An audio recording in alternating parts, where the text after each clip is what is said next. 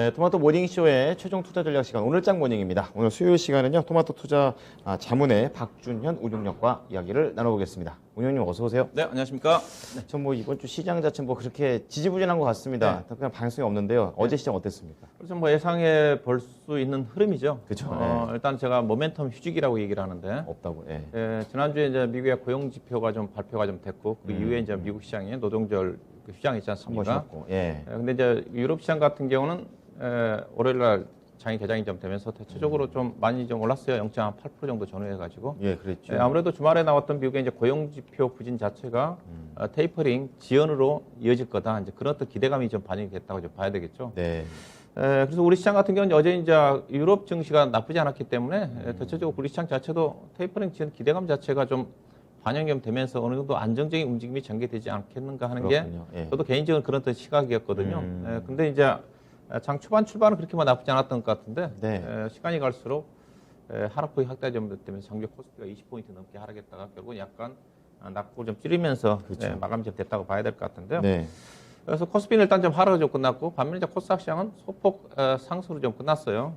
코스피의 부진과 코스닥 시장의 상승 이 부분 자체는 결국은 수급에 있지 않겠는가 좀 봐야 될 것 같고요. 특히 이제 최근 들어서 코스피 시장 같은 경우 지난주에 카카오뱅크의 대응 이제 블록딜 이후에 이번 주 들어서도 추가적으로 카카오뱅크를 포함해가지고 하이브라든가 크래프톤이라든가 정부들 중심으로 해가지고 IPO 물량들이 보호에서 끝난 물량들이 출회되지 않겠는가 그런 우려감들이 월요일 날에 의해서 어제도 반영이 됐다고 좀 봐야 되겠죠. 그래서 어제 뭐 관련 종목 크래프톤이라든가 카카오뱅크라든가 관련 종목들이 하락을 좀 이끌었거든요. 그래서 아무래도 코스피 시장은 그런 어떤 영향권에 있었다고 좀 봐야 될 것 같고 그다음 수급적으로도 코스피 시장 같은 경우는 외국 투자가들이 꾸준히 사다가 5거래일 만에 매도세로 좀 바뀌었어요. 한 3천억 정도 매도가 나왔는데 그렇군요. 기관 투자가들 또 1,200 정도. 그러니까 매도 물량 자체는 그렇게 과거에 비하면 크지는 않았습니다. 그렇군요. 근데 그만큼 이제 우려감이 있다 보니까 개인 투자가들이 상대적으로 수급적인 부담적이 약간 그래도 자유로운 코스닥 시장 쪽에서 관심을 가졌던 게 아닌가. 심리 쪽의 문제였군요. 그렇죠. 코스닥 시장 같은 경우는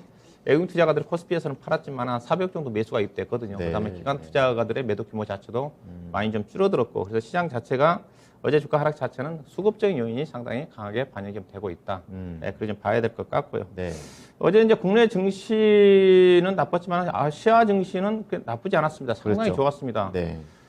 최근에 이제 보시기에 아시아 증시 보게 되면 어제 봐야 될 게 이제 일본 증시가 급등했거든요. 일본 증시는 지금 보니까 7거래일 연속 상승을 했더라고요. 7거래일 연속 상승. 일본 증시 주가 상승 부분 자체는 이제 정치적인 부분이 있죠. 뭐 스가 총리의 사임권과 관련해 가지고 그걸 호재로 받아들이더라고요. 네, 그렇죠. 워낙 인기가 안 좋았기 때문에 경제도 안 좋았고.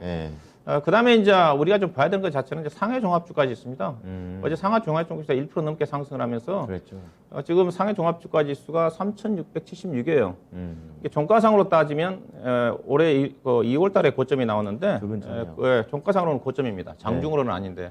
3,700포인트를 돌파를 하게 되게 되면 이제 우리 시장은 어디를 봐야 되냐면 미국보다는 이제 중국을 저는 봐야 된다고 봐요. 왜냐하면 미국 같은 경우는 지금 페이퍼는 지금 기대감 때문에 성장주들이 상당히 강세를 보이고 있는데 우리나라 시장은 지금 성장주 쪽으로 본다 한다면 2차 전지밖에 없습니다. 어떻게 본다 한다면 현재로 본다면 코스피로 본다 한다면 코스닥 시장 다 성장주지만 다 아직 경기 관련 종목들이거든요. 철강이라든가 뭐 이런 하락이라든가 지금 부진한 종목들 중국도 어떻게 보면 자동차 같은 경우도 중국 관련 부분을 볼 수가 있는 거니까 결국은 코스피 시장의 가치주가 가기 위해서는 중국 시장의 모멘텀이 나와야 되거든요. 근데 중국이 알다시피 경제 지표가 상당히 안 좋지 않습니까? 그래서 최근 들어서 경기 부양책 얘기가 좀 나오고 있는 쪽이거든요. 워낙 제조 지표가 안 좋다 보니까. 근데 어제 중국의 수출 지표가 상당히 좋게 나왔어요. 예상치보다 25.6% 정도. 그래서 같이 갈 줄 알았는데 또 그렇죠. 아니더라고요. 그래서 시장 예상치가 17% 정도 증가를 예상했던 건데 아마 25. 몇 %가 나왔거든요. 잘 나왔네요. 그래서 경기 부진 지표가 안 좋게 나올 때는 경기 부양책. 그다음에 좋게 나왔으니까 중국 시장 갔으면 우리 시장도 긍정적으로 반영이 돼야 되는데 우리 시장은 반영이 안 됐다. 결국은 그 부분 자체는 전 수급에 문제가 있었던 게 아닌가. 그래서 오늘 중국 시장의 상해 종합주가 지수가 종가상으로 3,700포인트 돌파하는지 여부를 좀 봐야 될 것 같고 향후의 관심사항은 중국이 부진한 경제 지표를 만회하기 위해서 경기 부양책을 사용을 할지 그런 어떤 부분들도 체크해 볼 필요가 있지 않겠나 좀 봐야 될 것 같고요. 어제 이제 기관 외국 투자가들이 전반적으로 코스피 시장에서 파는 관점에서 국면 쪽에서 샀던 쪽은 철강업 쪽을 가장 많이 샀고요. 그다음에 의류 쪽, 비금속 광물, 건설 쪽입니다. 이들 관련 섹터들이 어제 전반적 상대적 강세를 보였다고 좀 봐야 될 것 같고. 예. 그래서 이들 관련 종목들 철강이라든가 의료, 화학 업종은 상승을 했고 반면에 은행이라든가 카카오뱅크 하락되면 은행, 그다음에 인터넷 관련 종목들, 네이버랑 카카오 종목들, 그다음에 전기전자 종목들이 상대적으로 하락이 좀 컸다고 좀 봐야 될 것 같은데요. 예. 코스닥 시장 같은 경우는 전체적으로 종목들이 상당히 좀 활발한 움직임 전개됐고요. 2차전지 소재 관련 종목들 좀 쉬었다가 강하게 움직임 전개됐고, 그다음에 화장품이라든가 의료기기, 오스테인플러를 중심으로 해서 아이센스라든가 종목들이 신고가 지수가 전개되고 있는 것 같고, 그다음에 엔터테인 관련 종목 중에서 하락했던 SME 주가 상승하면서 이들 관련 섹터들 중심의 종목 차별화 장세 전개됐다고 봐야 될 것 같은데요. 어제 이제 특징이 코스피 시장 속의 특징이 철강주였지 않습니까? 네, 그래서 맞아요. 철강주를 좀 제가 이 시간을 통해서 많이 좀 관심 업종에서 항상 얘기를 할 때 철강업종 경계를 얘기를 하고 있는 쪽인데 예. 어제 철강업종을 좀 봐야 될 것 같은데요. 표를 좀 준비한 것 자체가 9월달 이후에 이제 상승률가 밸류입니다. 네. 철강업종도 대표적으로 이제 실제 피크아웃 이슈가 좀 부각이 좀 되고 있는데 그렇죠. 근데 상대적으로 하학업종에 비해서는 나쁘진 않아요. 최근 들어서도 9월달까지 주요 제품 가격이 상승이 전개되고 있기 때문에 예. 3분기 실적에 대한 기대감도 있거든요. 최근에 이제 올라갔던 이유 자체가 철강석 가격은 많이 떨어졌습니다. 네.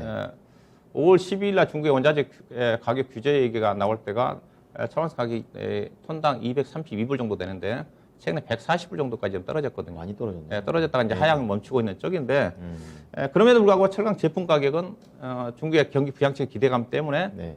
지지난주부터 약간 반등을 하고 있는 쪽이거든요. 이 말은 무슨 철강 원자력 가격은 급격히 떨어졌는데 제품 가격은 덜 떨어졌고 또 최근 들어서 반등을 하고 있기 때문에 마진이 늘겠네요. 그렇죠. 마진이 늘 수밖에 없죠. 그래서 글로벌 철강 가격들은 전체적으로 최근에 한 달 기준으로 본다면 많이 떴습니다.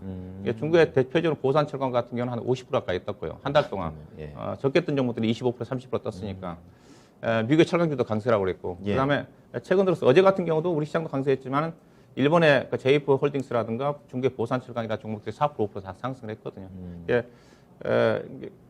가격 원재료 가격 하락과 제품 가격 강세로 인해 가지고 향후에도 실적이 좋아질 건데 밸류를 보시게 되게 되면 네. 일단 주가가 무조건 쌉니다. 보시다시피 PR이 지금 거의 지금 4배, 5배지 않습니까? 포스코 같은 경우는 많아봐야 5배입니다. 4배, 5배. 올해도 평균 4배, 5배 정도. 내년도는 지금 4배 정도 되는 수준인데 일단 보면 이제 포스코 같은 경우는 올해 PR이 5.9배인데 내년도 6.8한 자체는 올해보다 내년도 실적이 안 좋다는 의미죠. 떨어진다는 그렇죠. 의미죠. 예. 그렇다 한다 하더라도 주가 자체가 상당히 싸다는 거죠. 근데 이들 종목들이 결국은 가야 되는 겁니다. 가야지 시장이 가는 거거든요. 이들, 그렇죠.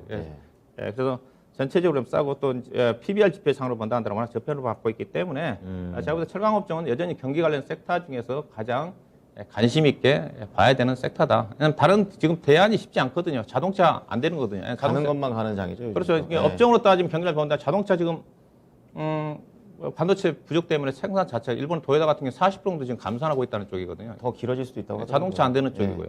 그다음에 이제 조선주 같은 경우 수주는 나오고 있잖아요. 밸류 자체가 상당히 높은 수준이고 부담스러운 부분이고 만약에 경기가 유치된다 하더라면 수주 부분 자체가 꺾일 수 있는 그런 그렇죠. 부분도 있는 예, 거고.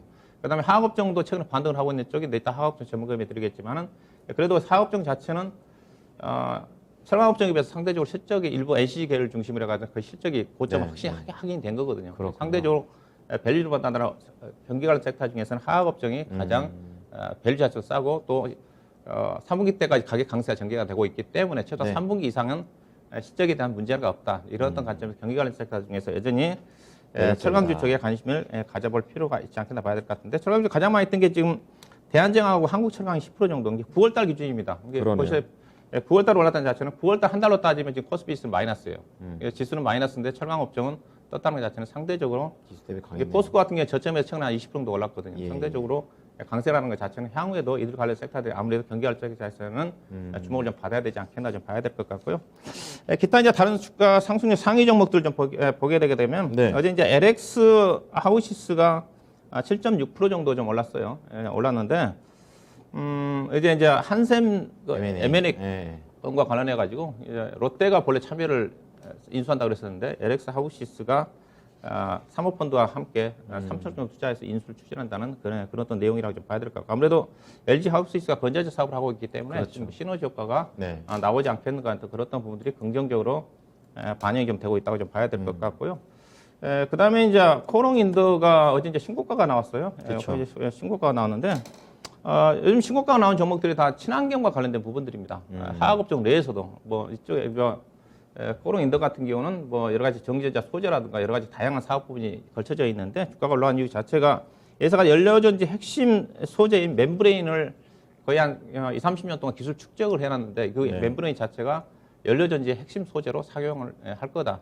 그런 사용이 될 거다. 이제 그런 기대감과 더불어서 또 주가가 상대적으로 싸죠. 이 회사 비슷한 사업 구조를 갖고 있는 SKC 같은 경우 이제 동박사업 진출한 주가 좀 떴고, 그다음에 효성 같은 경우는 기업 분할되면서 각자 분할된 기업들이 지금 신고가를 기록하고 있으니까 상대적으로 관심이 많네요. 부분 자체 증권사 쪽에서 목표 주가를 12만 5천 원까지 올려놓고 있는 것 같은데 충분히 제가 보기에도 가능해요. 이 정도까지는 무난하게 상승할 수 있는 그런 기업 내용을 가지고 있는 게 아닌가 그렇게 좀 봐야 될 것 같고요. 네. 그다음에 이제 어제 2차전지 관련 종목 중에서 첨보라는 주식이 급등했지 않습니까? 그랬죠. 이게 보실 때 차트를 좀 보시게 되게 되면 이 종목이 급등한 이유 자체가 먼저 올랐습니다. 이게 7월 달에 급등한 이후로 좀 쉬었죠. 쉬었다가 다시 간 거네요. 어제 가장 큰 폭을 좀 떴는데 회사가 전액의 핵심 첨가제를 만드는 기업이지 않습니까? 이게 삼성 SDI 중심이라고 좀 봐야 될 것 같은데 일단은 뭐 주가가 이제 쉬었기 때문에 증권사에서 목표한 주가 자체가 30만 원, 34만 원이거든요. 예. 추가적으로 올라갈 여는 제가 보기에는 그냥 PR이 내년도 기준 40배가 넘어간 상태니까. 왜냐면 에코프로 BM의 양극재 회사가 가장 핵심인데 PR이 40배에서 지금 머무르고 있는 쪽이거든요. 어제 올랐지만은. 그래서 추가적인 상승보다는 완만하게 쉬었기 때문에 어제 이제 급등이 좀 나온 게 아닌가 그렇게 좀 봐야 될 것 같고요. 네. 추경 매수보다는 조정권의 중장기적인 관점은 가능하지 않겠는가 그렇게 말씀드려야 될 것 같고. 그다음에 아침에 앞서 이제 그 브리핑이 좀 나왔었지만 요즘 뭐 알루미늄 관련 종목들이 상당 쿠데타 때문에. 알루미늄 관련 종목들이 지금 사마 알루미늄 차트를 보고 계시는데 주가가 지금 4만 원 가까이 좀 떴어요. 저도 개인적으로 뭐 11,000원대 관심을 가졌던 주식인데 어느 때 보니까 4만 원 정도까지 올라왔는데 알다시피 이제 알루미늄 가격도 올랐고 알루미늄 소재 자체가 특히 이제 알루미늄 박 자체가 2차전지 양극재를 감싸는 쪽이거든요. 전체 원재료 쪽에 들어간 비중 자체는 크지는 않습니다. 이게 그렇지만 다른 여차전지 소재 관련 종목들이 주가 급등을 하니까 덩달아서 움직임이 전개되고 있는데 이들 종목뿐만이 아니라 지금 뭐 관련 종목들이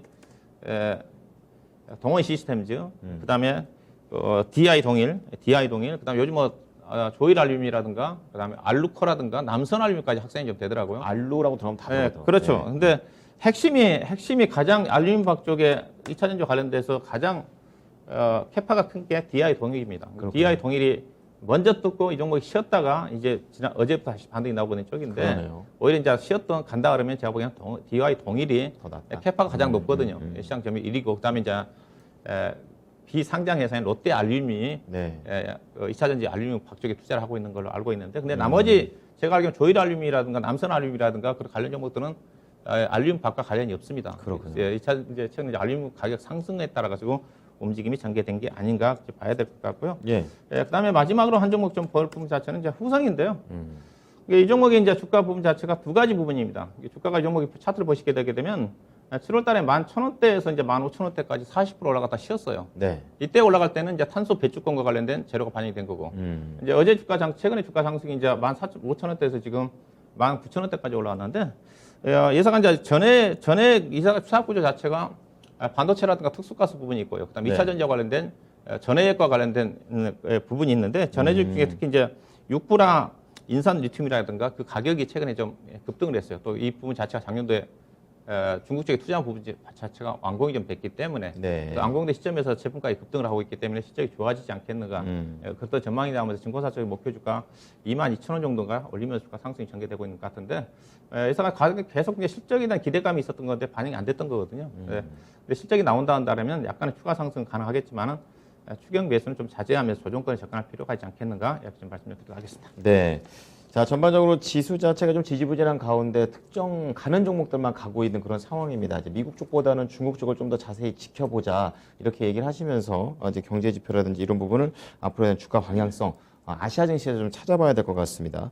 자, 그렇다면 투자 전략 바로 들어가 볼 텐데요. 어떤 내용으로 접근해 볼까요? 일단은 시장은 미국 시장으로 따지면 고용 지표는 부진했고 제조 지표는 좋게 나왔다. 근데 고용 지표가 안 좋게 나온 부분 자체는 페이퍼링을 지연시킨다는 측면에서 긍정적으로 작용할 것 같고요. 근데 너무 고용 지표가 쇼킹하게 나왔다는 거죠. 이 부분 자체는 또 반도 안 나왔어요. 그렇죠. 경기 회복에 대한 불안감이 나올 수가 있어요. 그래서 최근에 국제 금리도 지금 올라가고 있지 않습니까? 맞아요.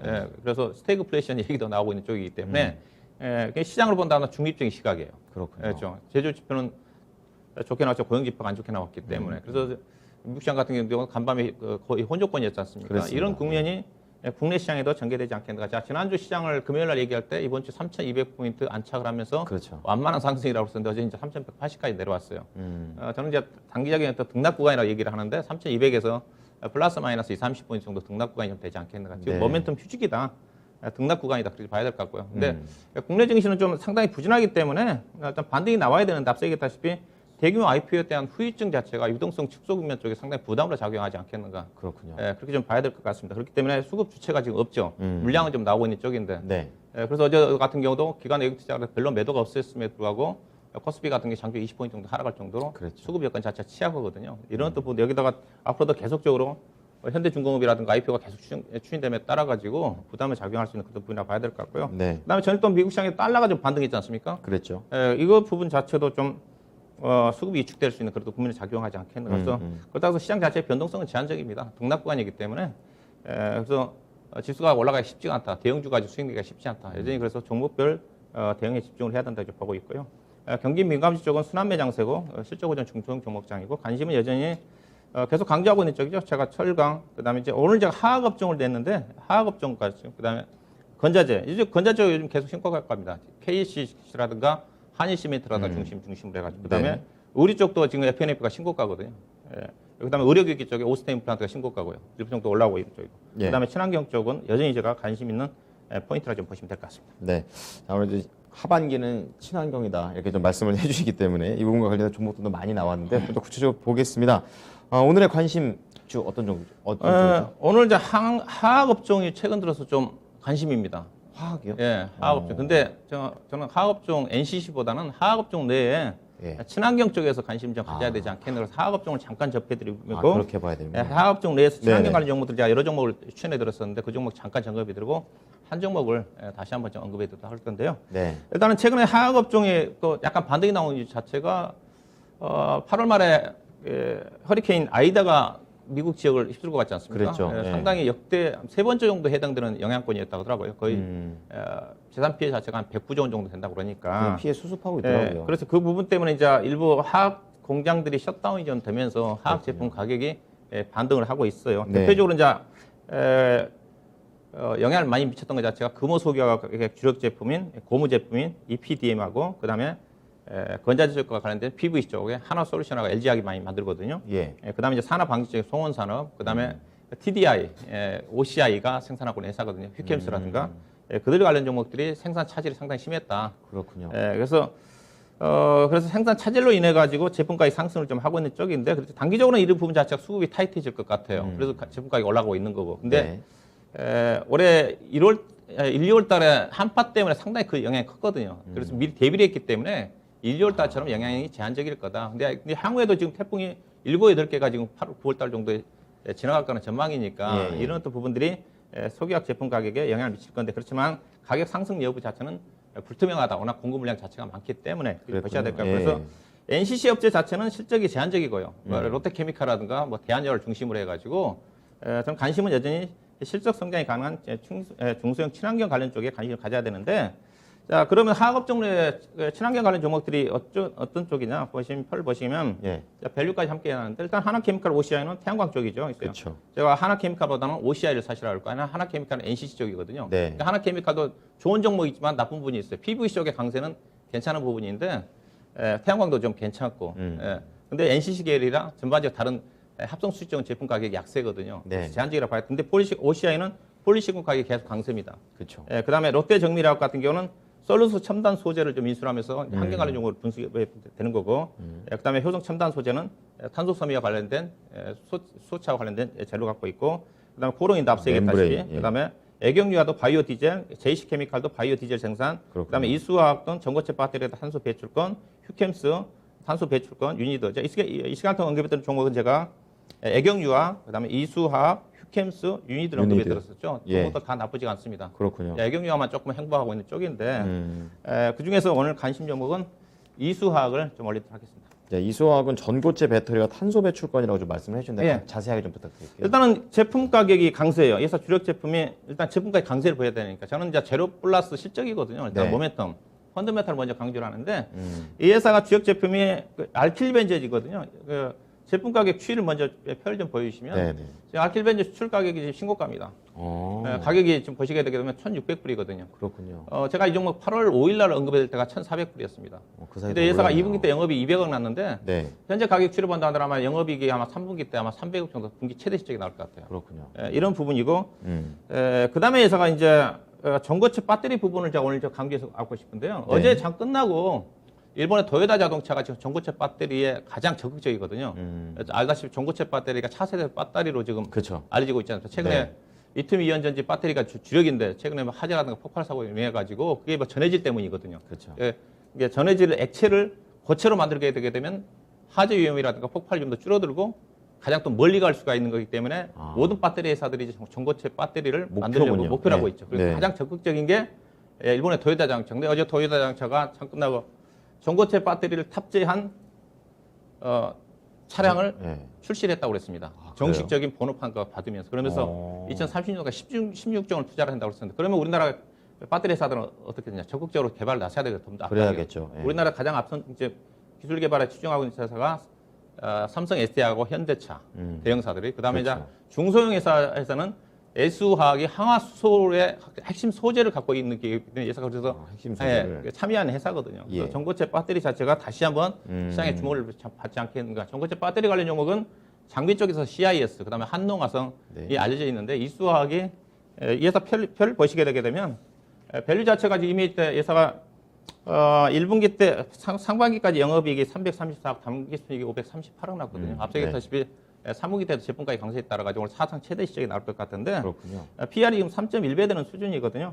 그다음에 회사가 부생수소를 활용해 가지고 최근에 탄소 배출권도 연간 2만 6천 정도, 5년 동안 13만 톤 정도를 확보했다고 그랬으니까 최근에 이슈화되고 있는 탄소 배출권 플러스 전고체 배터리 부분 이 부과가 된다 한다면 충분히 상승하지 않겠는가.